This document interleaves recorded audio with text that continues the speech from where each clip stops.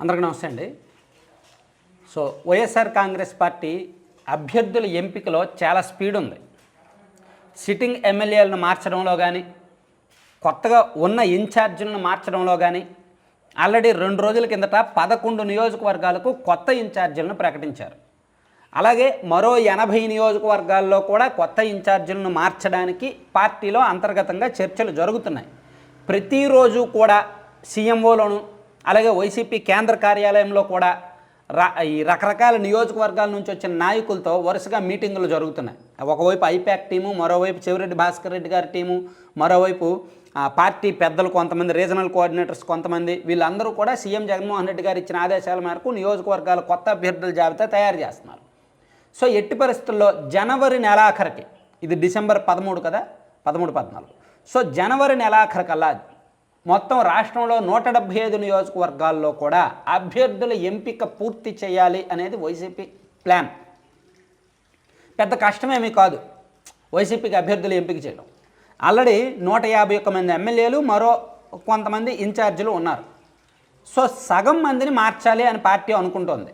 ఒక 90 మందిని మార్చాలని పార్టీ అనుకుంటోంది. అంటే సగం నియోజకవర్గాలకు పార్టీ ఇన్ఛార్జీలు ఉన్నారు. ఆల్రెడీ నిన్న ఒక 11 మందిని ప్రకటించారు. సో మరో 80 మార్పులు చేయడం పెద్ద కష్టమేమీ కాదు. ఆ పార్టీ గత కొన్ని నెలలుగా దీని మీద వర్కౌట్స్ చేస్తూ ఉంది. ఐపాక్ సర్వేలని, రకరకాల సర్వేలు చేయించడం, పార్టీ ఇంటర్నల్ వ్యవస్థ సర్వేలు, ఇంటెలిజెన్స్ ద్వారా రిపోర్టులు తెప్పించుకోవడం, రకరకాల సోర్సుల నుంచి సీఎం గారు రిపోర్టులు తెప్పించుకుంటున్నారు.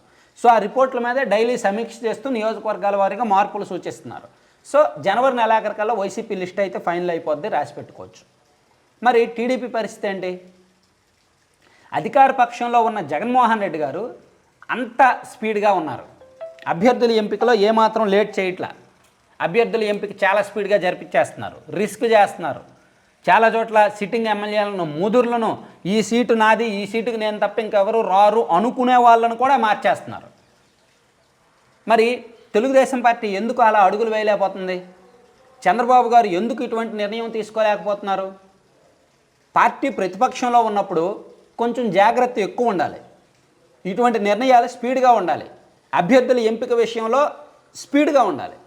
కానీ తెలుగుదేశం పార్టీ చూస్తే అభ్యర్థుల విషయంలో క్లారిటీ ఇవ్వట్లా. చాలా నియోజకవర్గాల్లో 2-3 సీట్లు ఆశిస్తున్నారు. ఎవరికి వాళ్ళు ఈ సీటు మాదే అంటే మాదే అని చెప్పి సోషల్ మీడియాలో పోస్టులు పెట్టుకుంటున్నారు. ఇదిగో నేను ఈ వ్యక్తిని కలిశాను, నాకు సీట్ ఇచ్చేశారు అని చెప్పి ఎవరికి వాళ్ళు పోస్టులు పెట్టుకుంటున్నారు. ఎవరికి వాళ్ళ అనుచరులకు మెసేజ్లు పెట్టుకుంటున్నారు, సీట్ కన్ఫర్మ్ అయింది, సీట్ కన్ఫర్మ్ అయిందని.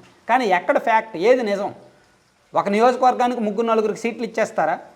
సో తెలుగుదేశం పార్టీలో ఈ వ్యవహారం గత 6 నెలల నుంచి ఉంది. ఓకే, చంద్రబాబు గారు జైలుకి వెళ్ళారు కాబట్టి ఒక 50 రోజులు వేస్ట్ అయ్యాయి అనుకోవచ్చు.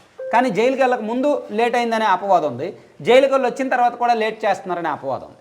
ముఖ్యంగా నా పర్సనల్ ఒపీనియన్ ఏంటంటే, వైఎస్ఆర్ కాంగ్రెస్ పార్టీ అధికారంలో ఉంది, వాళ్ళ చేతిలో వ్యవస్థ ఉంది, వాళ్ళ చేతిలో డబ్బులు ఉన్నాయి, వాళ్ళంతా అభ్యర్థి ఎవరైనా సరే డబ్బులు పెట్టుకుంటారు, ఇబ్బంది ఉండదు. కానీ తెలుగుదేశం పార్టీకి అభ్యర్థి ఎవరు అనేది తేలితేనే వాళ్ళు డబ్బులు పెట్టగలరు. అభ్యర్థి ఎవరు అనేది తెలియాలి, తెలిస్తేనే వాళ్ళ క్యాడర్ సపోర్ట్ అయినా, క్యాడర్తో మీటింగ్ అయినా, పోల్ మేనేజ్మెంట్, ఫైనాన్షియల్ మేనేజ్మెంట్కి సంబంధించి ఏర్పాట్లు చేసుకోవడమైనా, ఒక ముందస్తు ప్రణాళిక చేసుకోవడమైనా జరుగుద్ది.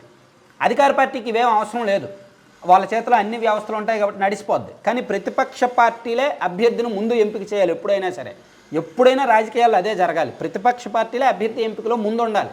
ఎందుకంటే ప్రతిపక్షం వాళ్ళకే అధికారం అవసరం ఎక్కువగా ఉంటుంది. అయ్యో మేము 5 ఏళ్ళు ప్రతిపక్షంలో ఉన్నాము, మేము ఖచ్చితంగా అధికారంలోకి వెళ్ళాలి, సో ఏ తప్పులు జరగకూడదు, మా అభ్యర్థులు త్వరగా జనంలోకి వెళ్ళాలి అని ఉండాలి.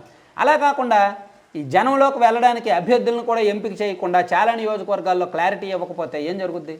ఖచ్చితంగా ఎన్నికలకు ముందు గందరగోళం జరుగుద్ది. ఇప్పుడు తెలుగుదేశం పార్టీలో అదే ఉంది. వైఎస్ఆర్ కాంగ్రెస్ పార్టీ ఏమో చకచక వేగంగా అభ్యర్థులను ఎంపిక చేసుకుంటూ జనవరి నెలాఖరికి ఫైనల్ లిస్ట్ ఇస్తుంటే, టీడీపీ కనీసం ఫస్ట్ లిస్ట్ కూడా ఇప్పటికీ లేదు. కాకపోతే మొన్న ఈ మధ్య ఎవరో ఒక ఆయన చెప్పాడులే, డిసెంబర్ 30 అంటే ఈ నెలాఖరికల్లా ఒక లిస్ట్ అయితే విడుదల చేస్తారని చెప్పారు. మరి ఎంతవరకు నిజం ఏంటనేది చూద్దాం. Thank you.